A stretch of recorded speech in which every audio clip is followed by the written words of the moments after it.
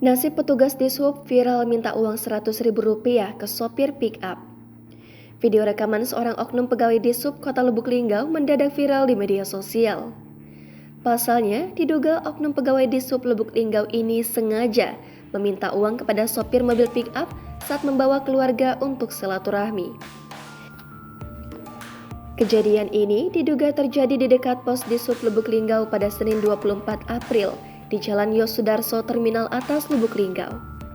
Menanggapi video viral tersebut, Kepala Dinas Perhubungan Kota Lubuk Linggau Abu Jaat mengatakan belum mengetahui secara rinci kejadian tersebut.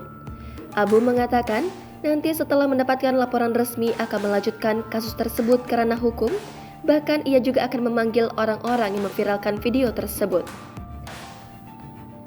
Namun, berdasarkan laporan sementara, mobil yang diminta retribusi oleh petugas dishub itu adalah mobil pick-up dan memang dilarang membawa penumpang. Dia kembali menegaskan akan membawa kasus ini ke ranah hukum. Ia berjanji akan membuat video hingga petugas dishub akan dilakukan klarifikasi. Sebelumnya, dalam video yang beredar, kejadian bermula saat petugas dishub memberhentikan mobil pick-up untuk meminta uang retribusi.